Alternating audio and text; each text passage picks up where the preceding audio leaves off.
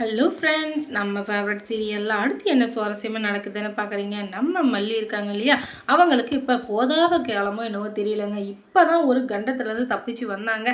நம்ம விஜய் தான் பெரிய கண்டத்துலேருந்து தப்பிச்சு வந்தார். மல்லிக்கு என்ன ஆச்சுன்னு பார்க்குறீங்க. என்ன தான் விஜய் வந்து ஜெயிலுக்கு போயிருந்தாலும் இவ்வளோ நாள் கஷ்டப்பட்டது நம்ம மல்லியும் வெண்பா குட்டியும் தானே.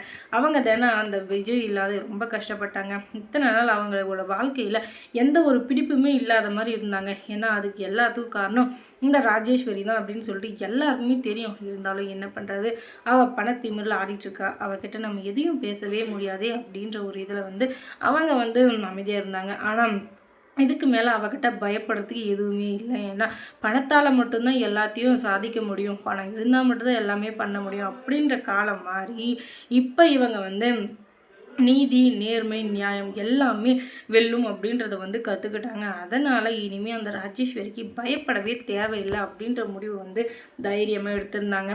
ஆனால் அந்த முடிவு வந்து ரொம்ப நாள் நினச்சதா அப்படின்னு சொல்லிட்டு பார்த்தீங்கன்னா அதுதான் இல்லை.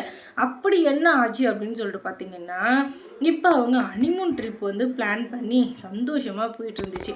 இந்த சமயத்தில் இந்த ராஜேஸ்வரி வந்துக்கிட்டு அங்கே வேலை பார்க்குற ஒரு சர்வர்கிட்ட வந்து இந்த ஹோட்டலுக்கு வர மல்லி வந்து உயிரோடையே இருக்கக்கூடாது, அவளை எப்படியாச்சும் போட்டு தள்ளிடு, அவள் இருக்கிற ஒவ்வொரு நிமிஷமும் எனக்கு சித்திரவதையாக இருக்குது. ஏன்னா இத்தனை நாள் கட்டி காப்பாற்றி வச்சுருந்த எல்லாத்தையுமே அவள் ஒரே நிமிஷத்தில் சுக்கு நூறு ஆக்கிட்டா, இதுக்கு மேலே அவள் உயிரோட இருக்கவே கூடாது அப்படின்னு சொல்லிட்டு பயங்கரமாக பிளான் பண்ணி ஒரு இதாக சொல்லிட்டாங்க.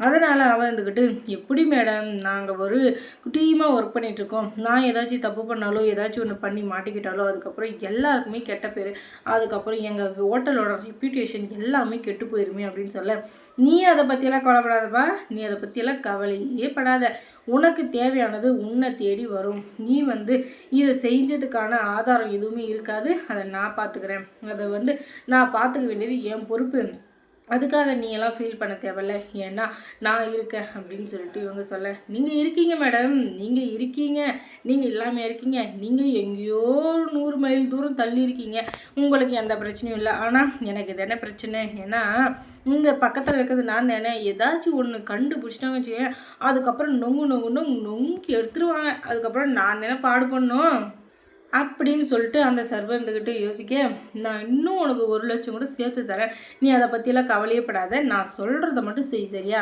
சும்மா இங்கே நச வளன்னு பேசுகிற வேலை வச்சுக்கின்னு வச்சுக்கேன், எனக்குலாம் சுத்தமாக பிடிக்காது, எனக்கு வந்து சத்தம் கம்மியாக்கணும், அதோட இப்போ இது வந்து விளைவு அதிகமாக இருக்கணும், அதுதான் எனக்கு பிடிக்கும், அதை விட்டுட்டு சும்மா நீ ஏதாச்சும் இங்கே நசன்னு பேசியிருந்தேன்னு வச்சுக்கேன், அதுக்கப்புறம் நான் வேற ஆளாக பார்த்துக்கிட்டு போயிட்டே இருப்பேன், இந்த வேலையை நீ சேர்த்துக்கலன்னா வேற ஆள் இல்லைன்னு நினச்சிட்டு இருக்கேன், இப்படியெல்லாம் நினைக்கவே நினைக்காத, எனக்கு உன்னை விட்டால் இன்னும் 10 பேர் இருக்காங்க, நான் யாரோ ஒருத்தருக்கு 1,00,000 ரூபாய் தூக்கி போட்டேன்னு, அதுக்கப்புறம் நாய் எலும்பு துண்டை கவ்விட்டு போகிற மாதிரி தூக்கிட்டு போயிட்டு நான் சொல்கிற வெளியே பக்காவாக முடிச்சு கொடுத்துருவாங்க. இதுக்கெல்லாம் நான் வந்து அசர் ஆள் இல்லை, அதனால் நான் சொல்கிறத கேட்டுக்க, கொஞ்சமாச்சு யோசிச்சு பாரு, பணத்தாசை இருக்குது, பணம் வேணும் அப்படின்னு நினச்சிங்கன்னா இன்னும் 1,00,000 இல்லை 2,00,000 கூட கேட்டு வாங்கிக்கோ, அதை விட்டுட்டு சும்மா எனக்கு என்னையும் பயப்படுத்திட்டு நீயும் பயமுறுத்திட்டு இந்த மாதிரி இருந்தேன்னா எனக்கு சத்தியமாக பிடிக்கவே பிடிக்காது சரியா அப்படின்னு சொல்லிட்டு அவங்க பேசிகிட்ருக்கேன். சரிங்க மேடம், கண்டிப்பாக இந்த வேலை நான் முடிச்சு கொடுக்குறேன், இதை முடிச்சு கொடுக்கல என் பேர் இது இல்லை அப்படின்னு சொல்லிட்டு டேஷில் வந்து சொல்லிட்டு போயிடுறாரு. அதுக்கப்புறமா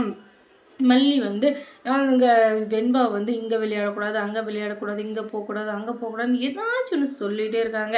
அதுக்கு நம்ம விஜய் இருந்துக்கிட்டு, இன்னைக்கு எல்லாமே ஃப்ரீடம், நீ போய் கார்டனில் விளையாட போறியா, எங்கே போறியா, எல்லாமே உனக்கு இது உன்னை அன்கண்டிஷனலாக விட்டுற போகிறேன், நீ எங்கே வேணால் போ, நீ வர்றதுக்குள்ளே உனக்கு ஒரு தம்பி பாப்பா ரெடி பண்ணி வைக்கிறோம் சரியா அப்படின்னு. ஓ தம்பி பாப்பாவா, ஐயா எனக்கு ரொம்ப சந்தோஷம், இதுக்காக தான் நான் இவ்வளோ நாள் காத்துட்டு இருந்தேன் அப்படின்னு சொல்லிட்டு, எனக்கு சந்தோஷம்ன்றதை நான் போகிறேன் அப்படின்னு சொல்லிட்டு இந்த குழந்தை குடுகுன்னு விளையாட ஓடிடுது. அதுக்கப்புறம் ஒரு சின்ன ட்ரெஸ்ஸை கொண்டு வந்து விஜய் இருந்துக்கிட்டு மல்லி கொடுக்குறாரு.